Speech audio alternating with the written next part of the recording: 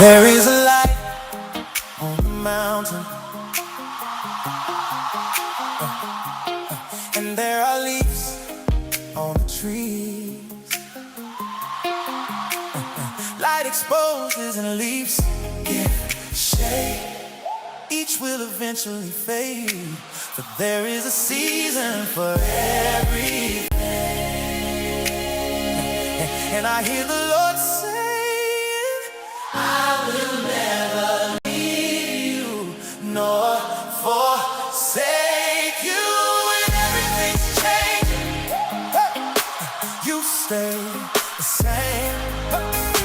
When seasons are shifting, you remain. What fades away makes room for the new, but nothing can separate me from you.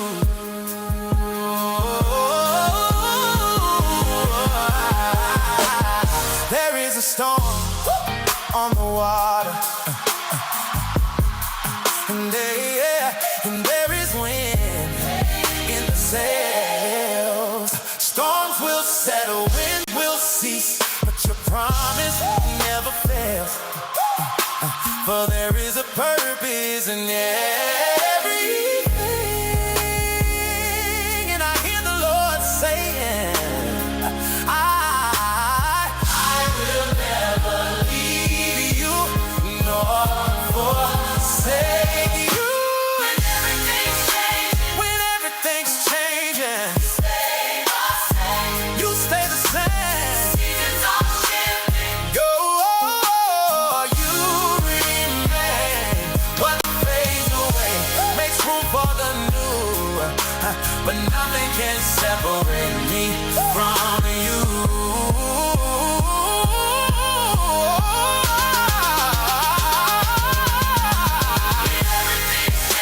When everything's changing, you stay the same. Seasons are shifting. You remain. What fades away makes room for the new, but nothing can separate me from you. I'm not afraid of the changing. You remain. I'm not afraid of the season. You remain. I'm not afraid of tomorrow. You remain. 'Cause you're the same yesterday, today, forever. I'm not afraid of the fading. I'm not afraid of the unknown. I'm not afraid of the future. You said you'll never leave me alone.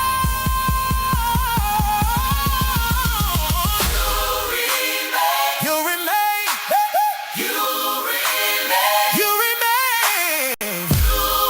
Through every season, you never change. You never change. Everything's changing. You stay the same. When seasons are shifting, what fades away makes room for the new, but nothing can separate me from you. Nothing can separate me from you. Good evening and welcome to Monday night special class on the Tale of Three Kings. And I'm sure hopefully you have been with Pastor, and we're going to get right into the teach tonight. And please take a moment to share.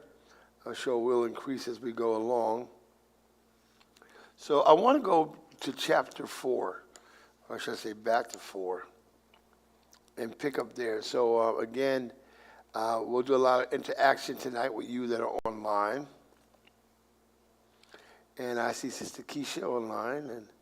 And happy birthday to Sister Keisha. Happy birthday. Today's Keisha's birthday. She almost been born on Pastor's Day. Prophet Jones and my birthday's on this coming Friday. You got Dina. Hello, Dina. And we got Melody. So we're going to chapter number 4. And I'm going to take this now. Remember, this book is what kind of novel? I learned that in the first day of class. I told you what kind of novel this book was and what it meant.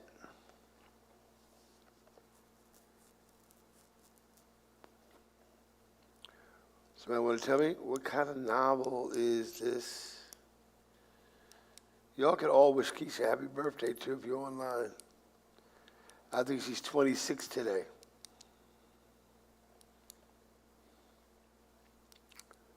What kind of novel is The Tale of Three Kings?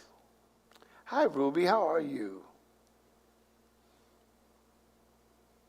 See how many good students I've got online who took good notes?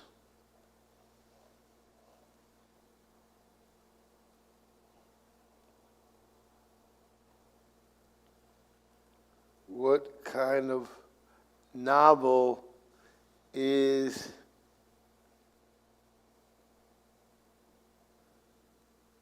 The Tale of Three Kings? I don't know who will type the fastest again. Ruby, that was pretty quick with you. Keisha?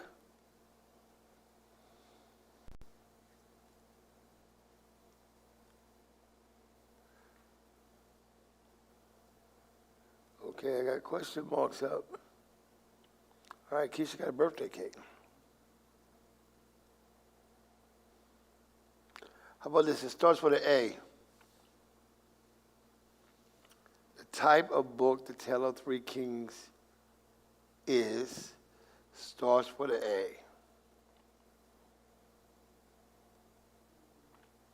Well, I'm blessed because you're here, Ruby. Yes, Tina, I ditto that. Yes, Tina, an allegory. Yes, it's an allegory. And this refers to a hidden or deeper symbolic meaning within a story, poem, or piece of art. So we're looking for deeper meanings. Everybody write that down? We want not just the meaning on the surface, we want deeper meanings. So let me start reading to you. Chapter number 4, page 13. The mad king saw David as a threat to the king's kingdom. Now that first sentence is loaded. First thing, we have a king. And what do we know about the king?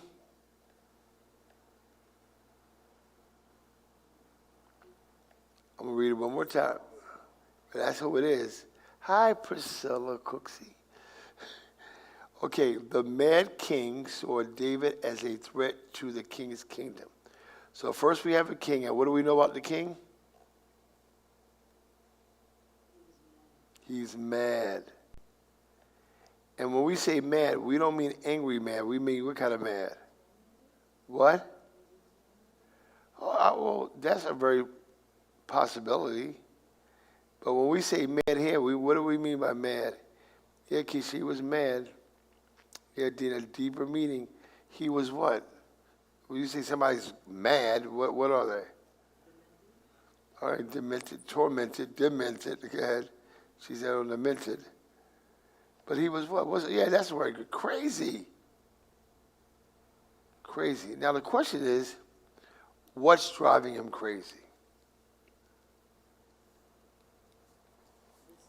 All right, insane. That's a good word too, Dina. Good. Insane. So what's driving him crazy? What's tormenting him? What's causing him to be demented? What is it?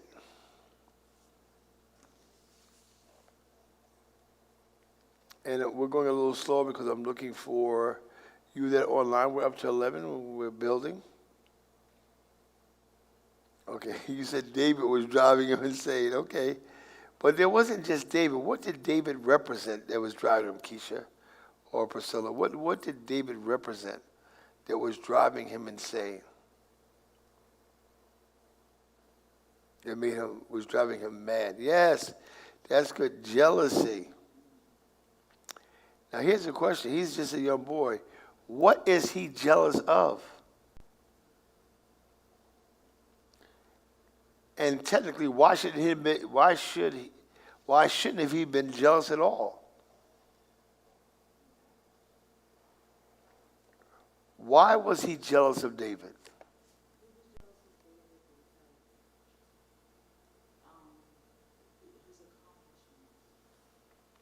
Okay. Pearl said because of his accomplishments.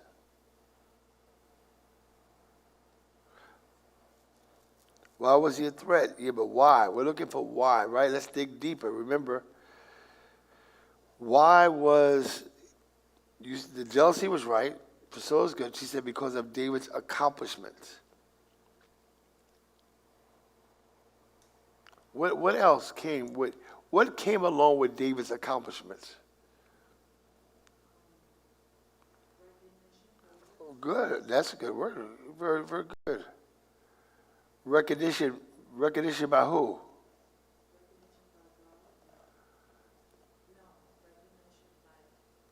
People. The people were giving David a lot of kudos, a lot of recognition. What were they saying of David? What did they say?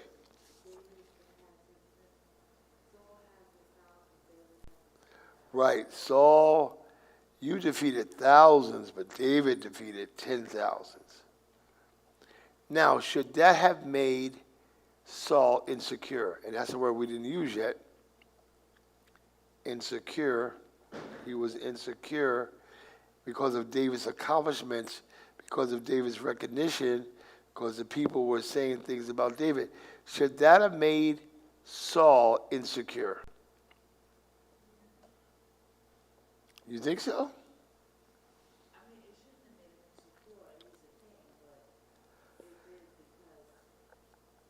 Okay, they were bragging on David, but why should it have made Saul? Why shouldn't it have made Saul insecure?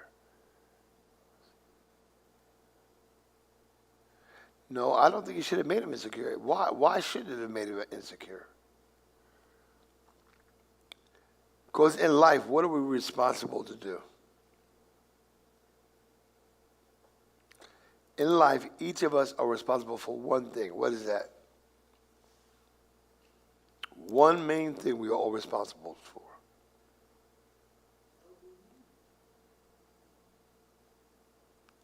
That's in it.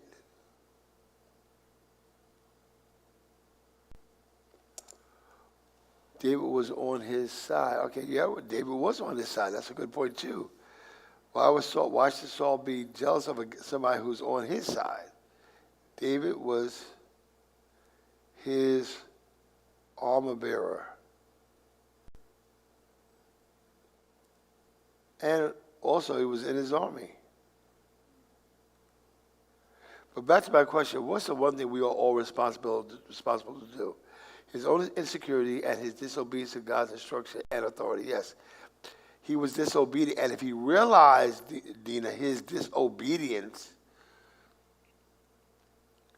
then he might feel uncertain of what God was going to do with him. But what's the one thing we are all responsible to do? Should be at the top of your list, the priority number one. And I'm waiting on you all. What's the one thing in life we all have a responsibility to do?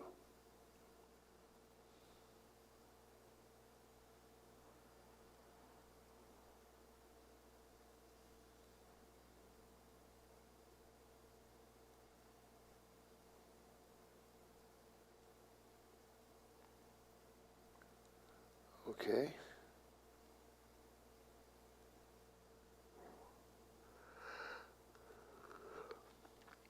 Okay, love one another, yeah, that's it. But what's that one thing that's inside of that?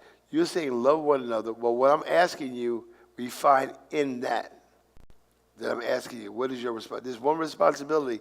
In that responsibility is love one another. But what is that responsibility? Natalie, how are you today? Trust God and have faith. Yes, trust God and have faith is in what I'm asking you.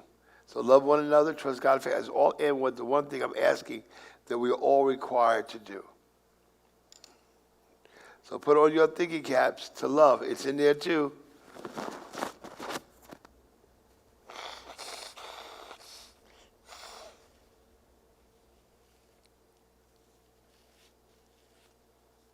Pray for each other. Yep, it's in there too. What? Priscilla said to be obedient to God and His commandments. Well, it's the hot potato. You're getting warm, but you ain't hot yet. All right, Brenda, Luke, keep His commandments. Okay, y'all are warm, but what's that ultimate thing? You, Brenda, you and Priscilla, y'all are warm, but you're gonna get hotter than that. Patience, that's in there too. Trust is in there too. I'm looking for that word that we're all responsible to do. What is it?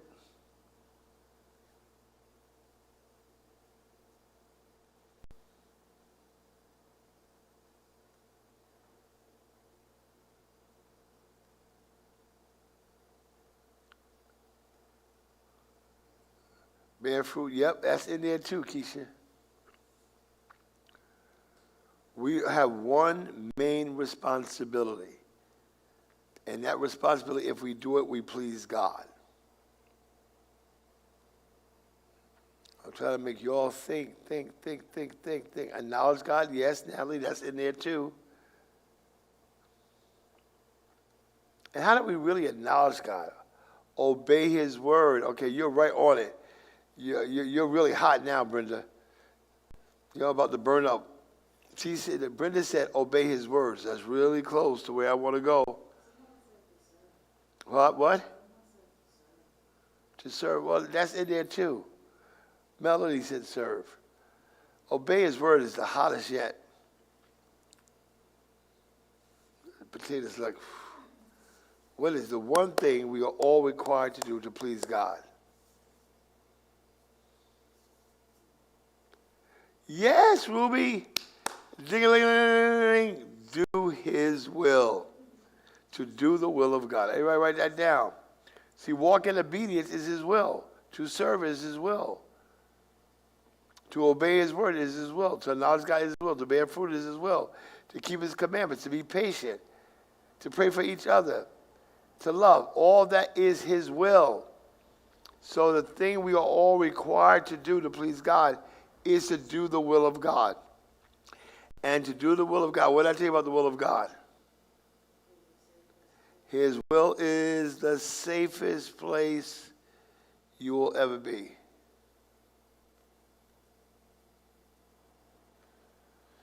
May not be the easiest place, but it is the safest. So now, the mad king saw David as a threat. Look at that. We saw the first sentence. This is when you dig deep. He's a threat because of his accomplishments, because of the favor that's on his life. Shouldn't have been a threat because David was just doing the will of God. And if Saul was doing the will of God, why would Saul be worried about anything?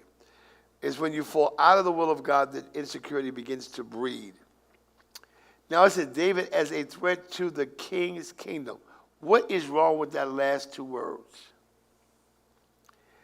The mad king saw David as a threat to the king's kingdom. What's wrong with those last two words? An important lesson for us to dig out right now. The mad king saw David as a threat to the king's kingdom. What's wrong with those last two words?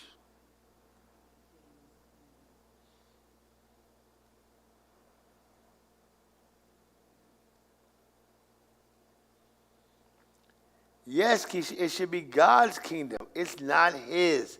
So here we see Saul, the mad king, has taken ownership to something that doesn't belong to him. Now let me ask you a question, Keisha and Dina and Ruby and Melody and Priscilla, and Natalie, what do you own? Question, what do you own?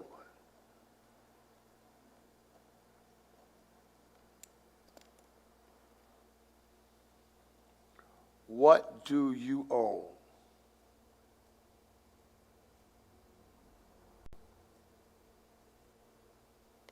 Good, Keisha. What's the answer? Nothing. Everything I have belongs to God, and that's why it stays blessed. I own nothing. Saul did not understand. It seems that God should be left to decide what kingdoms survive which threats. So if Saul is confident in God, he's not worried about David or any other body.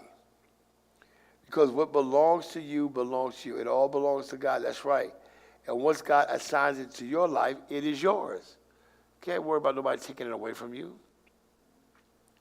Not knowing this, Saul did what all mad kings or leaders do. What do they do? What do all mad kings do, y'all? They throw spears. And what's the purpose of throwing a spear? Why do they throw spears, y'all? Ladies? Why do they throw spears?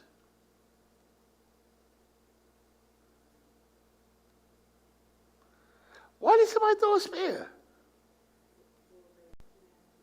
To what? To kill. Yes, Natalie, to kill you. To kill the opposition. Everybody say, to kill the opposition. The problem is, should David have been the opposition? Why do you want to kill the person that's helping you, that's fighting for you, that's holding your arms up, that's driving evil spirits out when you're stressed out? Why do you want to kill this opposition? Why do you want to kill David? While y'all are answering me, I'm going to go on. He threw the spear at David. Why? Because he could. Why could he do that? Because he was the king. So the king has what? Has authority, power. What else? Yes, Brenda. The king has authority, power. We talk about the king that throws spears. He could throw spears. Why? Priscilla said because he was the king. And because he was the king, he had what? Power, yes. He had what? Authority, power, yes. He has rights, yeah. He has the king's rights. But his rights may not be right. They may be the king's rights, but that don't mean that they're the right rights.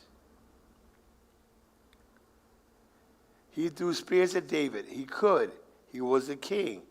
Kings could do things like that. They almost do. So which means that a lot of kings are what? Insecure. Kings claim the right to throw spears. I'm the king, I can throw a spear. I'm the king, that means that the reason why do I throw a spear? Why do I throw spears? Natalie said it. To kill. So that means that kings have the right to do what to you? Kill you. So leaders have the right to kill you. Write that down. Leaders have the right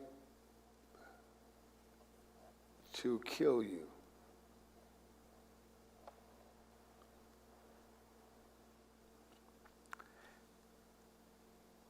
Now the question is that right?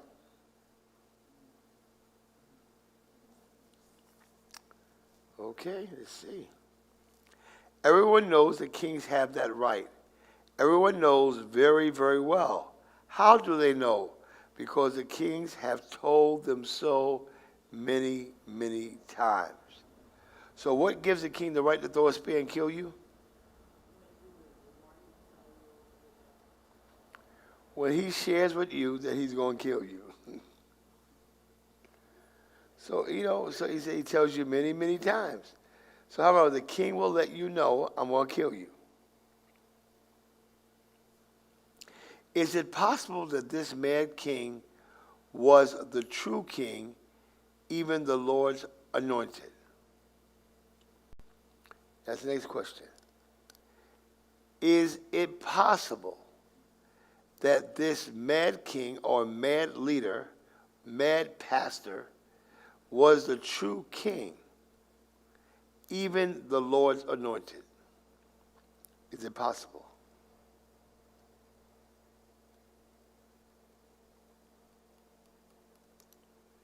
We'll read it one more time, y'all. Is it possible that this mad king was the true king, even the Lord's anointed? Why do you say yes, Priscilla?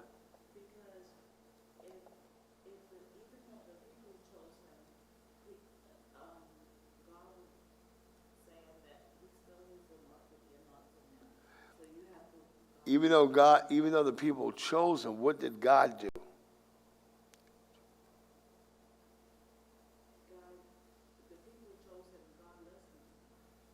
Oh, God did listen to the people, but what did God do in reference to the people choosing him?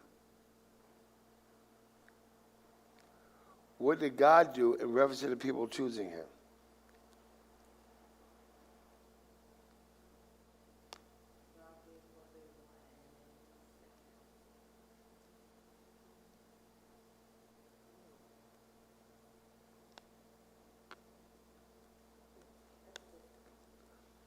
What does God always do when he gets ready to choose a king?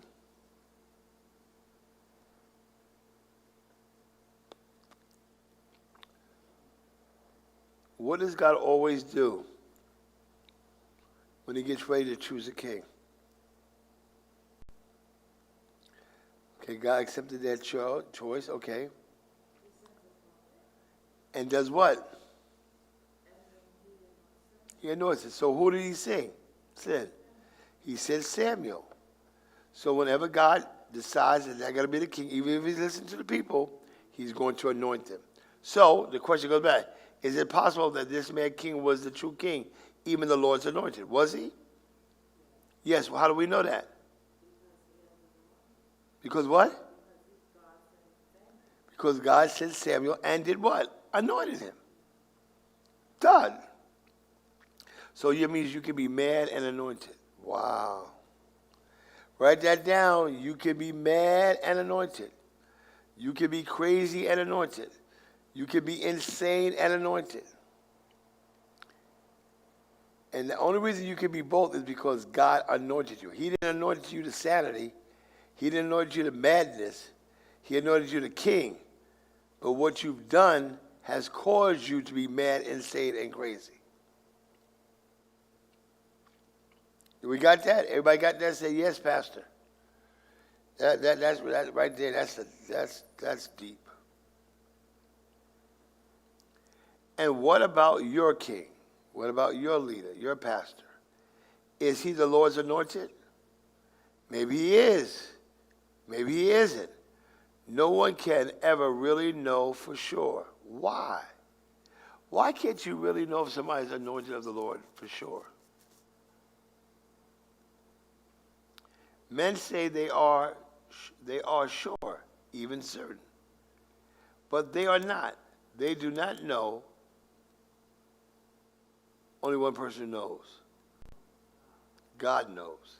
And he will not tell. And he will not. Yes, Pastor. And he will not tell. We're going to page 14.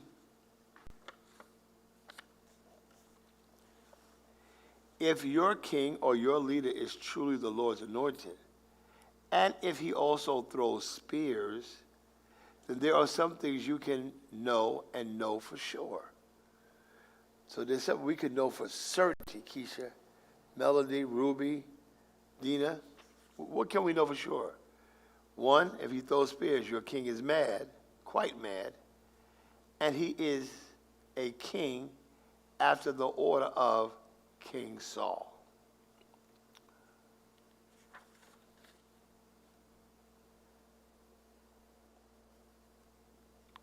Okay, we're going over to chapter number 5. We're making good time. It starts off like God has a university. What does that mean? God has a university. What does that mean?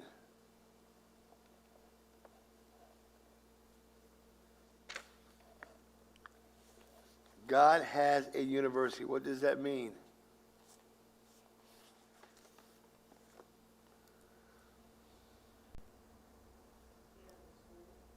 Yes, he has a school. What's the purpose of a school? To learn, to teach you. To teach you what? A discipline, a skill.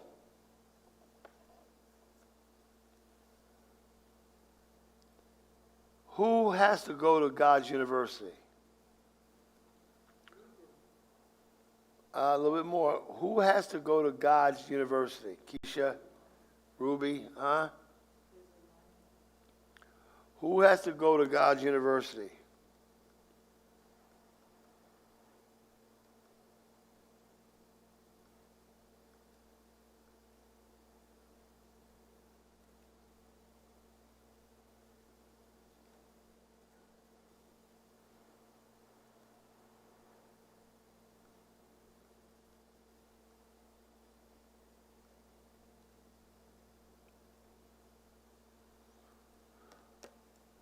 We all do, exactly. We all do, or put it this way, Melody, anybody who God's going to use has to go to his university. If God's going to use you, that's it. You got to go to his university. Now watch it. It's a small school. Few enroll. Why do you think the author said only a few enroll? Before we go any further, why only do a few enroll? Come on, y'all, let's dig. Why only a few enroll?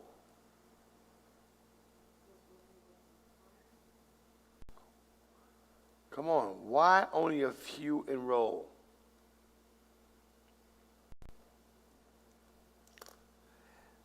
Put it this way, what classes do people usually do not want to take when they go to the university? All right, Brenda, many are called for your obedience and discipline. All right, so few enroll because of obedience and discipline. So what class do most folks do not want to take when you go to the university? You have a right to pick your classes. Which classes do you tend to wait to take? Most people do.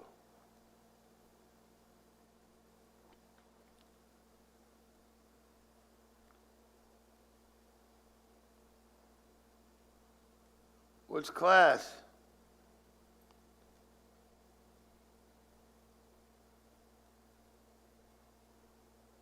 Right, they want to, but what class do we, if you got to go to university, which class do people usually not take right away? Yes, Keisha, the most difficult, the hardest. There are few people in this school because it's a hard school. It's a rough school.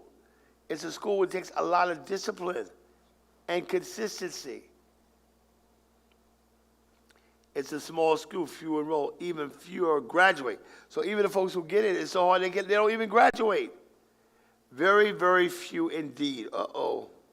Now you can say many called, few are chosen. Because if you're going to graduate from this school, what's the one thing you got to be?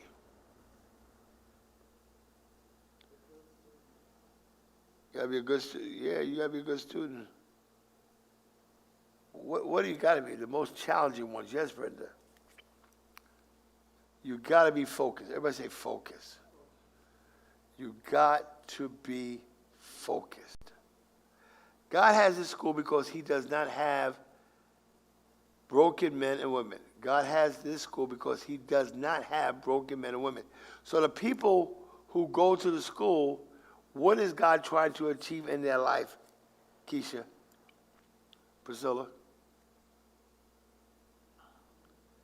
You go to this university for what purpose? What skill are you going to, and what discipline are you going to acquire?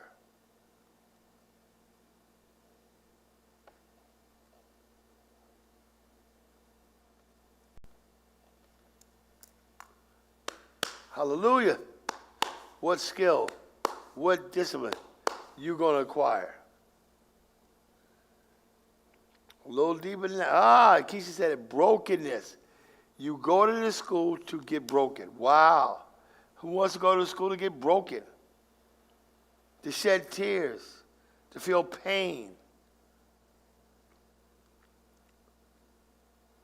Look at the disciples. Their lives was full of brokenness and pain.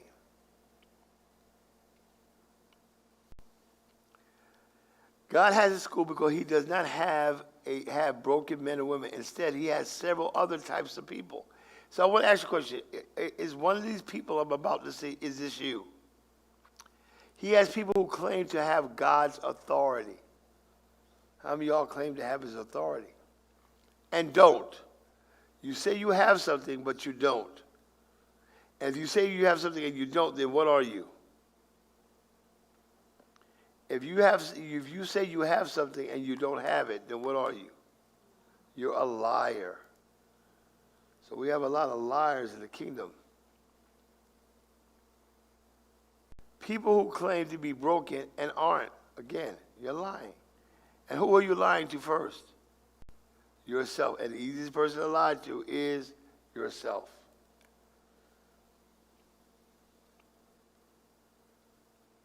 And people who do not have God's authority, but who are mad and unbroken. So now we know he's making reference to who? Who is the author making reference to in that statement?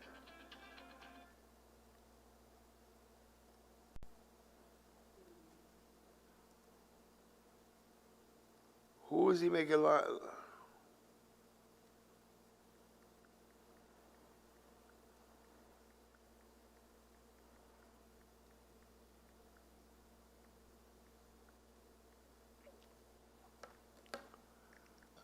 Huh? But who is he making reference to? Listen what he says. And people who do not have God's authority, but who are mad and unbroken. Who is he talking about? What king? Saul. He's making reference to Saul. Saul was mad, and now we realize that he was what? Unbroken. So he wasn't just mad, but he was unbroken. And when you say unbroken, unbroken to what? What is he unbroken to, Keisha? Ruby? Dina? What is he unbroken to?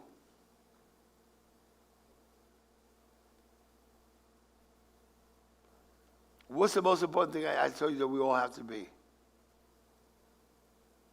I just told you a minute ago. What's the most important thing we all have to be? Come on, Priscilla. What I just asked you, I said, what's the one thing we all must do to please God? Oh, it's not good, Priscilla. What did I tell you? What's the one thing we all must do to please God? I'm waiting.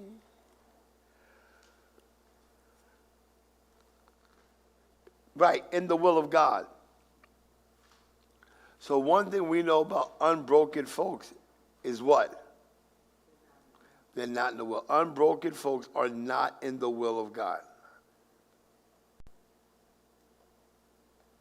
So whose will are they in? Their own will. And that's a dangerous person.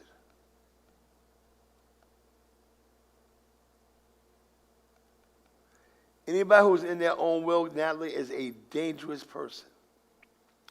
That's what it says. And he has, regretfully, a great mixture of everything in between. So he's not broken, but he's a mixture of all the craziness.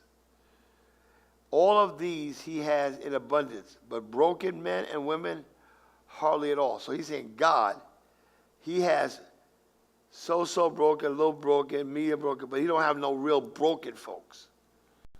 He's got everything in between, someone who's really broken and someone who's totally not broken. All these he has a lot of folks like this, but broken men and women hardly at all. He does not have, because the one thing a truly broken person will do is what? What's the one thing, if you're truly broken, you will do?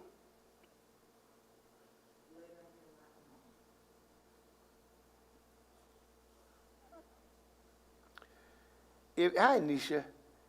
If you are truly broken of God, what's the one thing you will do, regardless of anything else?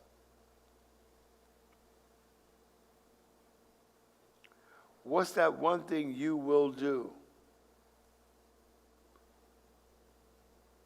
Yes, Melly, you'll surrender, and in that word I'm going to go along with you, is obey. Problem with unbroken folks is that they're disobedient. They don't obey. All of these he has in abundance, but broken men and women are hardly at all. In God's sacred school of submission, everybody say submission. So in God's university, one of the classes you must take is the class of submission and brokenness. And you are submitted to what? What are you submitted to? To what God? What about God? To his will. You got to be very precise. You can't be like, oh, no. I'm submitted to the will of God. I'm broken. I have no, and when you say you're broken, it means you have no will of your own. That's it, Keita. Submit to his will. Submit totally. There you go. In God's sacred school of submission and brokenness, why are there so few students? Because all students in this school must suffer much what? They all must suffer much what? They all must suffer much what?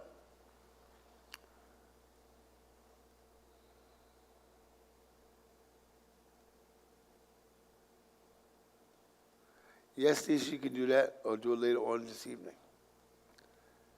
Huh? They must suffer much what? What did the disciples suffer much? Persecution. And what does persecution bring you? Yes, Natalie, pain. P-A-I-N. Pain. And people don't want pain, so they don't want to go to university. And as you might guess, it is often the unbroken ruler whom God sovereignly picks who metes out the pain. So the person that causes the pain is the person who is what in your life? The person who causes the pain, Keisha, is what person in your life? The one in authority, or the king, or the pastor, or the leader. David was once a student in this school, and Saul was God's chosen way to crush David. Put down, you got to get crushed. In order to get the oil out of the olive, what do you have to do to it? In order to get the oil out of the olive, what do you got to do to it? Crush it. Put it down. Crush it. You got to crush it.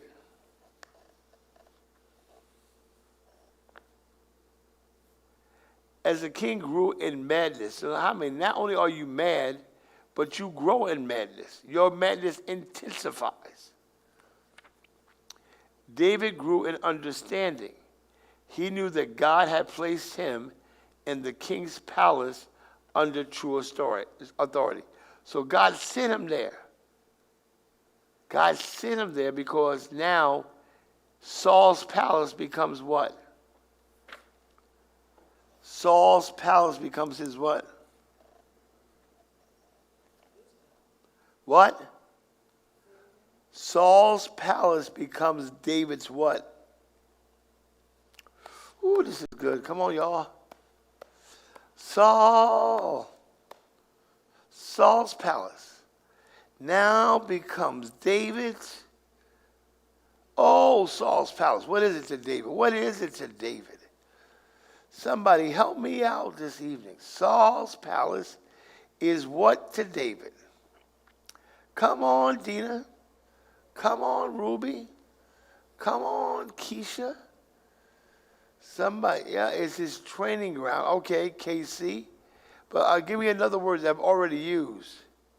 It's his what?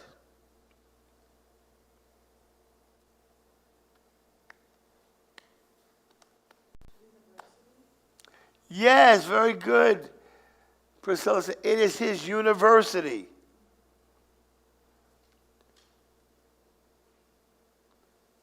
Who's the head of the university? He's the provost. Right? He's the provost. At a regular university, the provost or the president.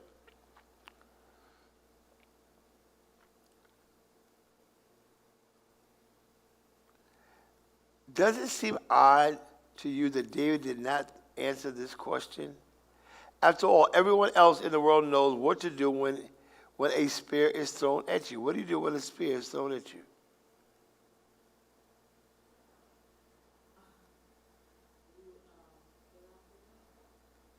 Okay, get out the way. Somebody else?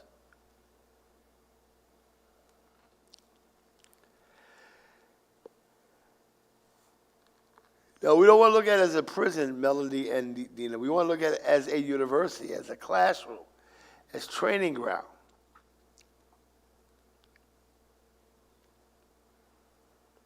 After all, everyone else in the world knows what to do when a spear is thrown at you.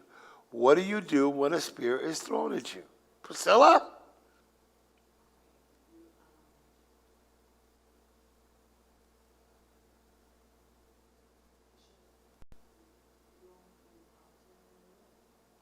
If you turn your head away, you may get hit with the next spear coming right at you.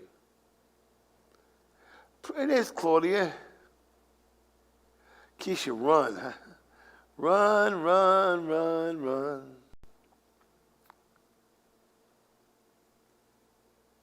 After all, everyone else in the world knows what to do when a spear is thrown at you. While you pick up the spear and throw it right back. Is that what you do? Why not? You threw a spear at me. Why should I throw that spear back, Claudia, Keisha, Dina? Why? He threw the spear at me, I ducked, it went in the wall, and I'm going to pull it out and throw it back at him. Isn't throwing it back the right thing to do? The Old Testament said eye for eye, tooth for tooth.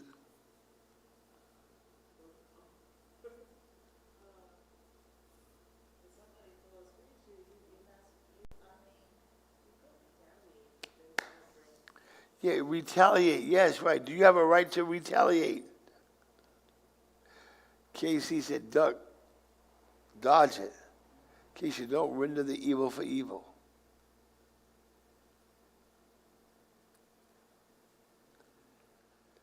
When someone throws a spear at you, David just wrenched it out of the wall and threw it back. Everyone else does. Everyone else does that. Throw a spear, they pick it up, throw it back at you. And in performing this small fear of returning thrown spears, and you will prove many things, you are courageous. You stand for the right. You boldly stand against the wrong. You are tough and can't be pushed around. You will not stand up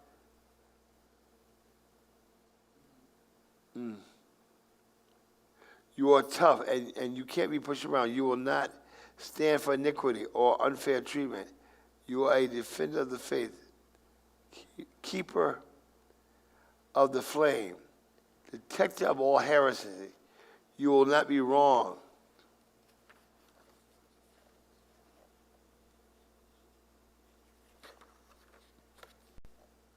You will not be wrong. All of these attributes then combine to prove that you are also a candidate for kingship. Yes, perhaps you are the Lord's anointed, after the order of King Saul. You notice it. What did we notice? It says that King Saul wanted to make sure he was what?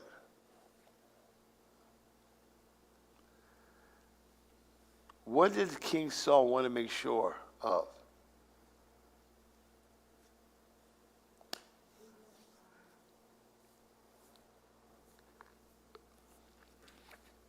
I'm going to read a letter. You are the defender of the faith, talking about the King Saul, keeper of the flame, detector of heresy. You will not be wronged. All of these attributes combine to prove that you are also candidates for the kingship. So what do we know? What do we know about this king?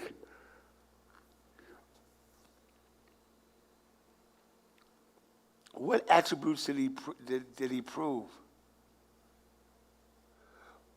What attributes did this King Saul prove? I can't hear you. The only attributes that he proved that he was insecure, he had, jealousy. He was going through that because he felt like, So all the attributes he had was attributes of being unbroken. There is also possibility that some 20 years after your coronation, you will be the most incredibly skilled spear thrower in all the realm, and also by then quite mad. Are you mad?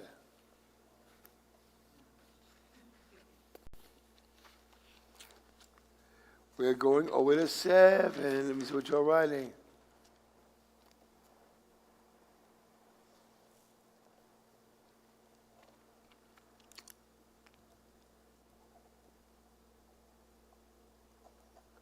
Any questions over there? Okay.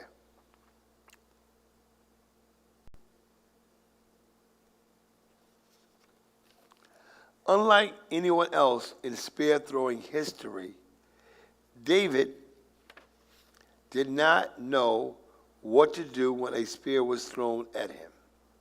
Why did he not know what to do?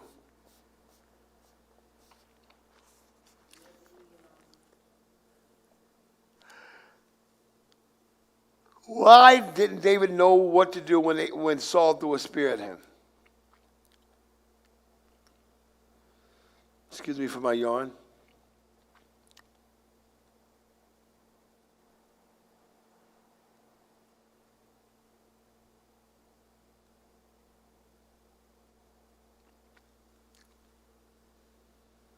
David did not know what to do when a spear was thrown at him. Why? Keisha said he represents that Saul was the king. He was a shepherd.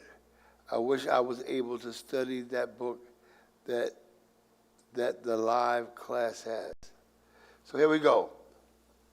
He did not throw Saul's spears back at him, nor did he make any spears of his own and throw them. Sometimes something was different. Yes, God.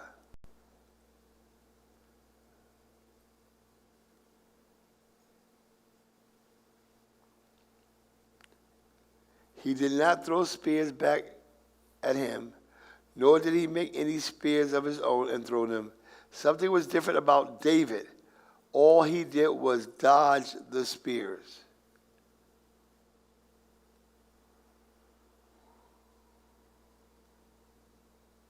Yes, God.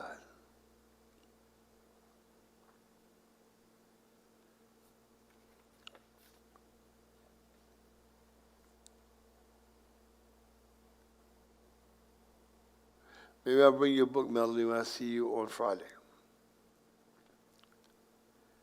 What can a man, especially a young man, do when the king decides to use him for target practice? What if the young man decides not to return the compliments? First of all, he must pretend he cannot see spares, even when they are coming right at him.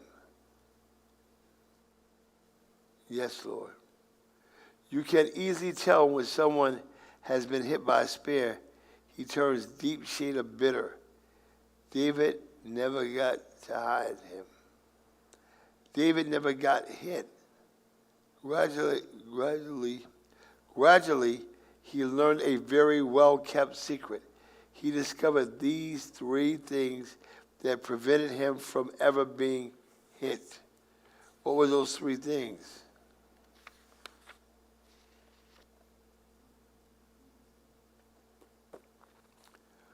One never learns anything about the fashionable, easy, mastered art of spear throwing. 2, stay out of the company of all spear throwers. And 3, keep your mouth tightly closed. So how do you know if somebody is a spear thrower?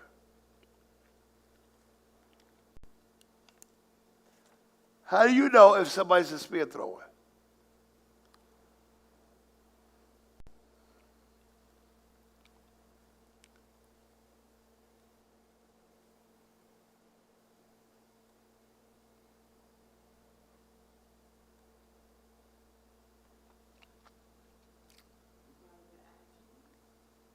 Okay. She said follow their attributes.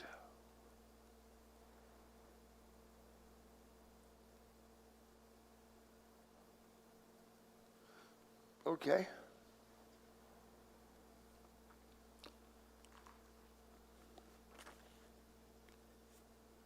These attributes, they combine to prove that you are also a candidate for kingship.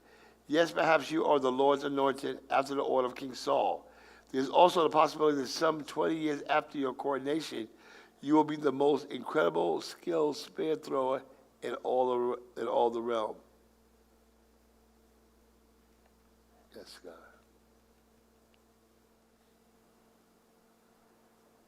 There's also a possibility that some 20 years after your coronation, you will be the most incredibly skilled spear thrower in all the realm. And also, by then, quite mad. So we know time will do something to you. It's either going to make you a great king or a mad king. And you have to decide, am I king material? Is God calling me to be the king? See, sometimes you got to ask yourself some questions.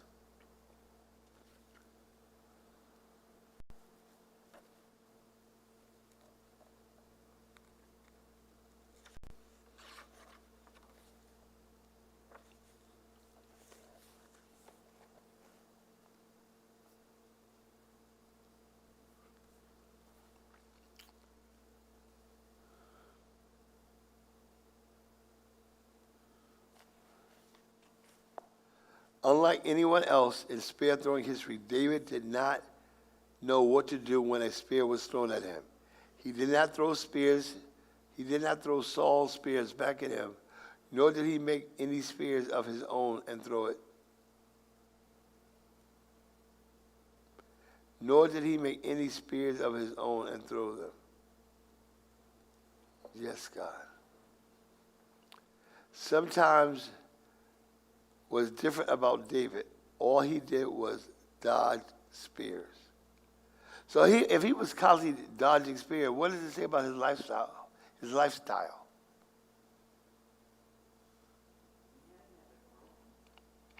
Has he? If he's dodging spears, then he has to have some Well, do you think he was dodging spears, dodging people because he loved God? Why was he dodging?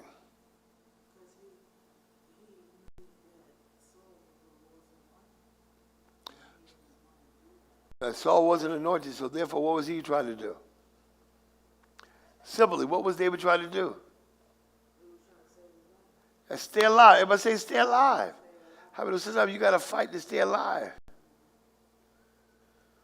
I got to stay alive. I got to fight to stay alive.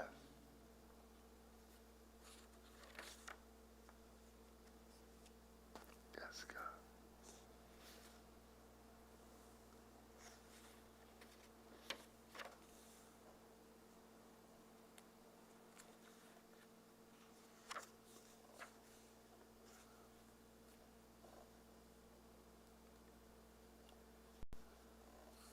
Okay.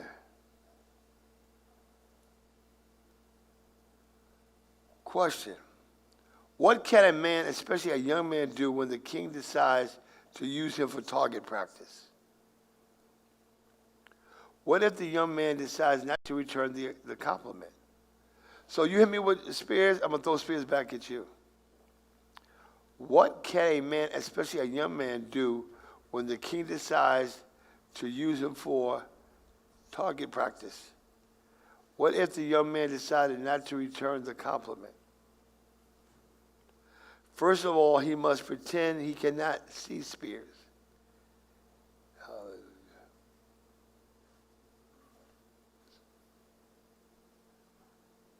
Yes, God.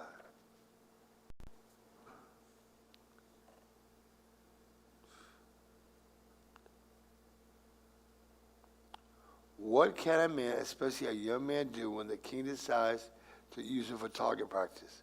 What if the young man decides not to return the compliments, which means he doesn't throw the spear back? First of all, he must pretend he cannot see spears, even when they are coming right at him. Why do I have to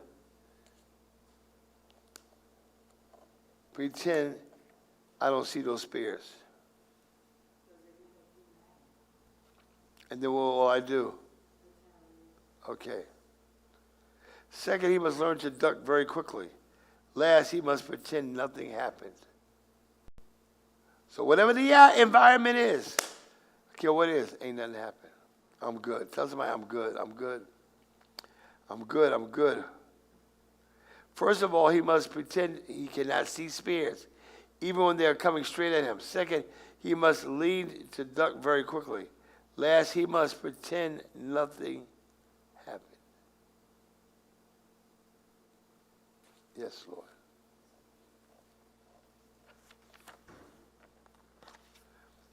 Tell somebody, say, decisions got to be made. You got to make the right decision, or you'll become Saul. So sometimes God allows you to be in situations to watch other leaders so you can see what you should not do. Not so much what you should do, because we have a responsibility as a king to make sure that we are doing the will of the Father, not our own will.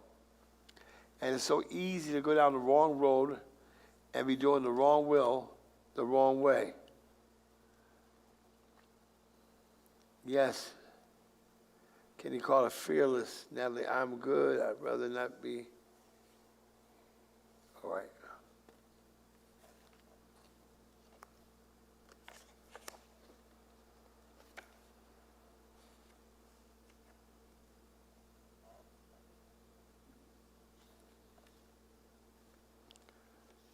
Okay. I'm good. I'm good. I'm good. I'm good. I'm good. Okay, let's go to page 20. One never learns anything about the fashionable, easy, master art of spear throwing. 2, stay out of the company of all spear throwers. That's people who talk. Now we don't throw literal spears, but how about we throw spears with our words? And 3, keep your mouth tightly closed. Look at him and say, shut up, neighbor, shut up. In this way, spears will never touch you even when they pierce your heart. Now, isn't that deep? What an allegory. It says spears will never touch you even when they pierce your heart. Well, how can they pierce your heart if they don't touch you? How do they pierce your heart when they don't touch you? Somebody tell me that. Hey, glory. How do they pierce your heart when it says they don't touch you? If the spirit never touch you, even in that, just the intention. Oh, because of the person's intent to hit you. Oh my God, I can't believe they're doing that to me.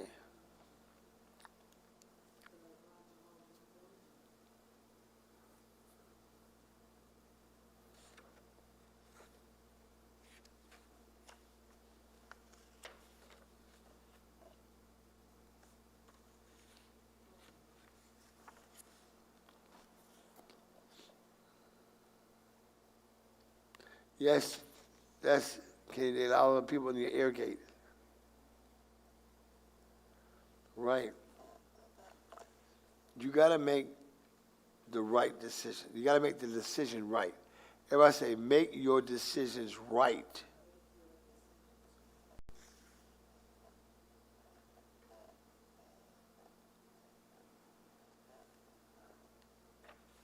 Chapter number 8. And we'll close. This will be the last chapter. My king is mad. So that's my question next. Is your king mad? Is your leader mad? I need to answer that question. Can you answer it?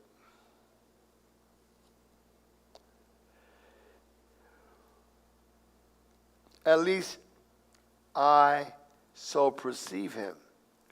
What can I do? First, recognize this immutable fact. You cannot tell, none of us can, who the Lord's anointed and who is not. Can't tell. Some kings whom all agree are after the order of King Saul are really after the order of David. Well, how do we know the difference? Others whom all agree are after the order of David really belong to the order of Saul. Who is correct? Who is incorrect? To whose voice do you listen? No man is wise enough ever to break the riddle. All we can do is walk around asking ourselves this question. Is this man the Lord's anointed? And if he is he the order of King Saul? Is he? Is he? Is he? Is he the order of King Saul? Is your leader the order of King Saul? Is he throwing spears? Is she throwing spears trying to kill folks? Memorize that question very well. You may have to ask it of yourself 10,000 times, especially if you are a citizen of a realm whose king just might be mad. Asking this question may not seem difficult, but oh, is it?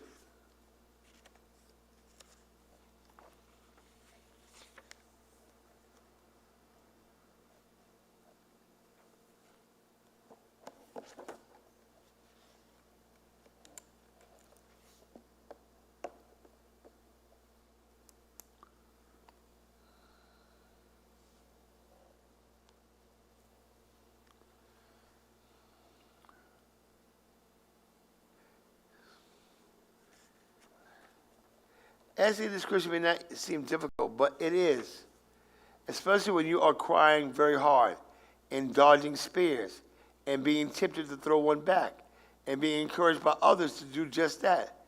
And all your rationality and sanity and logic and intelligence and common sense agree. But in the midst of your tears and your frustrations, remember that you know only the question, not the answer. No one knows the answer except God, and he will never, ever, ever tell.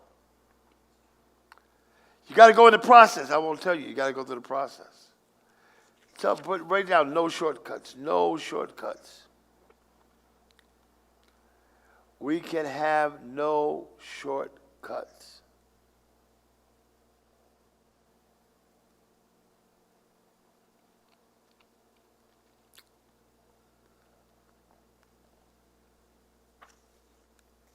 Chapter 9, and we close.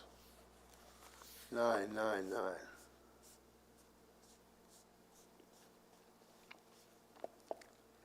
I did not like that last chapter. It skirted the problem. I'm in David's situation, and I'm in agony. So everybody become David now. You're in David's situation. You're in a situation, and you're in agony and pain. What do I do when the kingdom I am in is ruled by a spear-wielding king? So the church you're in, the organization you're in, the leader is trying to cut you, trying to kill you. Again, sometimes not as much physically, but with their mouths. What do you do? What do you do? That's my question. What do you do? Keisha, what do you do?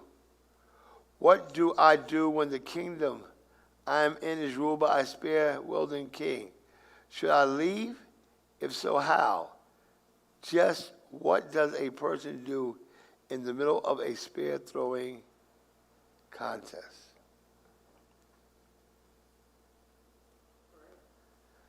Oh, that's interesting. Well, if you didn't like the question found in the last chapter, you won't like the answer found in this one. The answer is you get stabbed to death. Good God Almighty.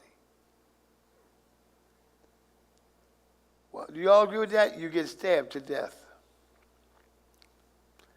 I'm waiting on some answers.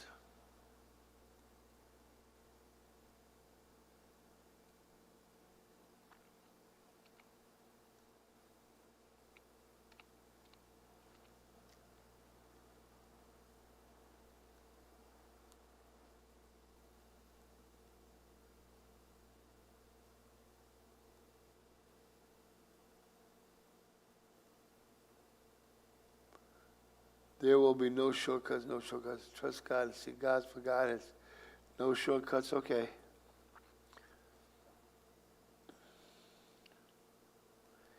You have your eyes on the wrong King Saul. As long as you look at your king, you will blame him and him alone for your present hell. But be careful, for God has his eyes fastened sharply on another King Saul.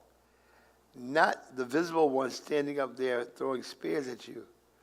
No, God is looking at another King Saul, one who must.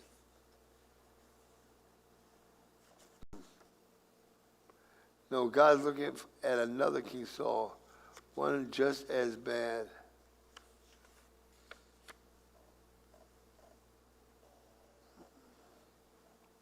God is looking at the King Saul in you. Oh my God.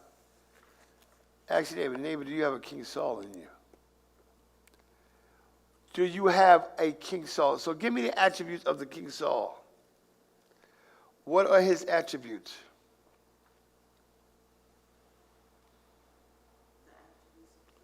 Yeah. Because you have to check your attributes against King Saul's attributes. So we can find out, has he made an impression on you? What has this King Saul done? What rights have you given him?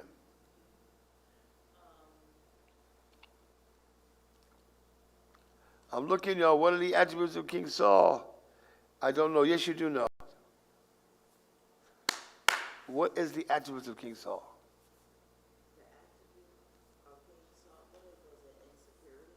Insecurity is an attribute.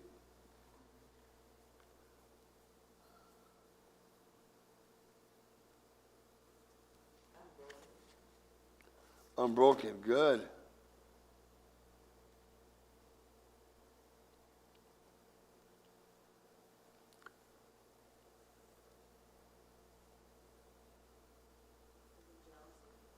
Jealousy, strife, anger. Now, a question: do you have any of that in you?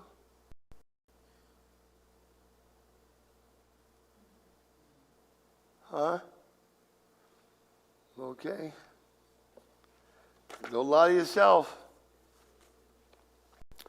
Don't lie to yourself. Saul is the bloodstream and the marrow of your bones. He makes up very flesh and muscle of your heart. He has mixed into your soul. He inhabits the nickels of your atoms. King Saul was one with you. You are King Saul.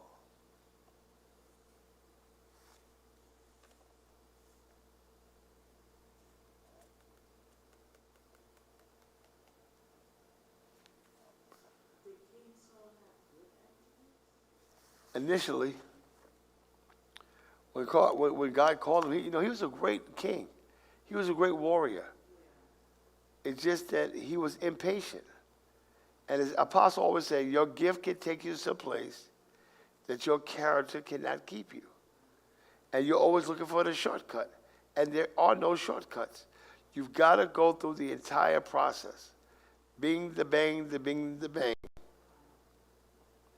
And most people don't want to go through the process. They don't want to go the extra mile. They want to do the extra things. They want to find the easy way out, the shortcut out. So it's not about what's easy. I always say it's not what's easy, it's what's necessary. And when God has called you and he chooses you, then you got to step up to the plate and do what you got to do. So David is in a situation where God is allowing him to view a mad king because one day he's going to be the what? He's going to be the king. And God wants to make sure he's not like who? Saul. So when you watch somebody, you say, I don't want to be that way. You ever see somebody say, I don't want to be that way? So you got to be ready for the change. You got to be ready to grow up. You got to be ready. Paul said, I no longer feed you with milk. I feed you with meat. When I was a child, I played as a child, acted like a child. But when I grew up, I became a woman. I became a man. It's time for us to grow up. Tell somebody, grow up. Put in the chat box and say, we got to grow up. Got to grow up.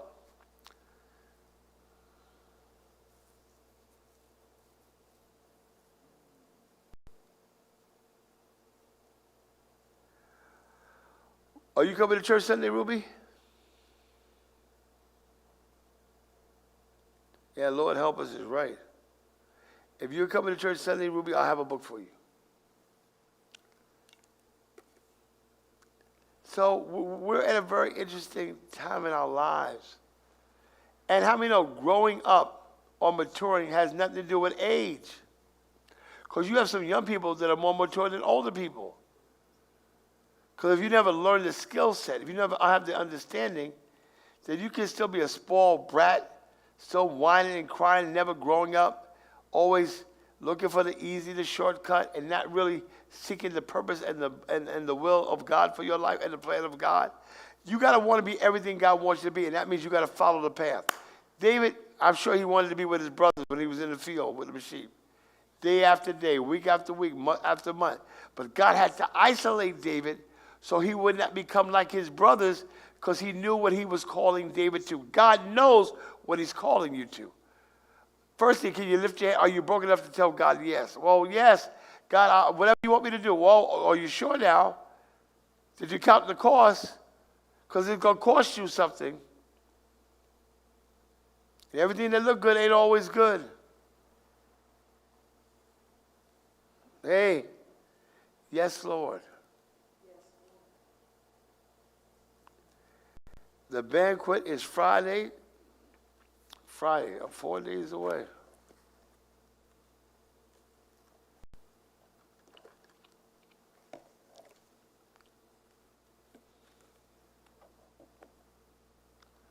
Now listen to what the author says. He says, God is looking at the King Saul in you. In me? Now everybody, how many of y'all believe that we all got a little King Saul in us? Count the cost. Yeah. How many of y'all believe we all got a little King Saul in us?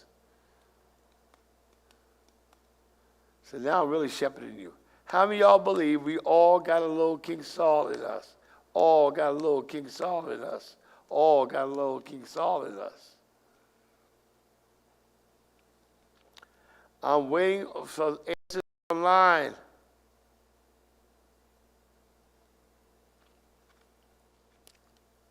Three letters, Y-E-S.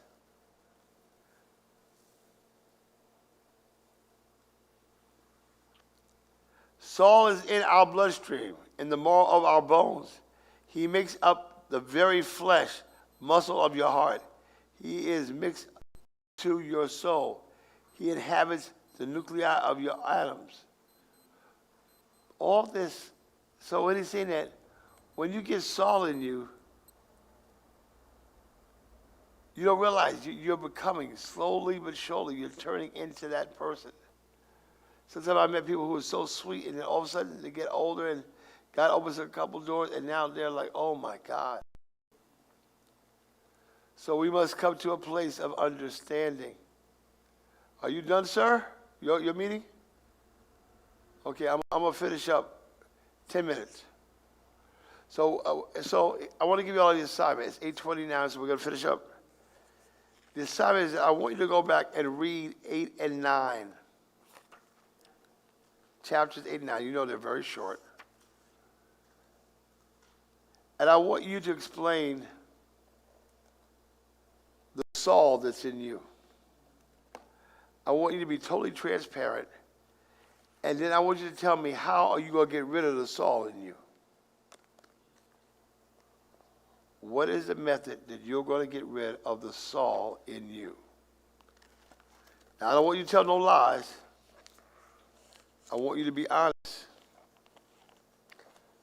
Tell you the easiest person to lie to is yourself. But we don't want to lie to ourselves. We want to be honest with ourselves. Because if God's calling you to be a David, we don't want to take Saul with us. So we're in that process. And I want you to think for a minute, again. And what I'll try to do, too, is I'll try to post Ruby tomorrow, Wednesday night, I have service. I'm going to try to have it available for y'all guys, at least that chapter, so y'all can pull it off online and read those chapters, all right? I want to thank Pastor Wood for hanging out with me all day. Once again, he always comes through. Sister Priscilla, thank you. Pastor loves y'all. We're doing it, the Tale of Three Kings. And we're learning how not to be the wrong king.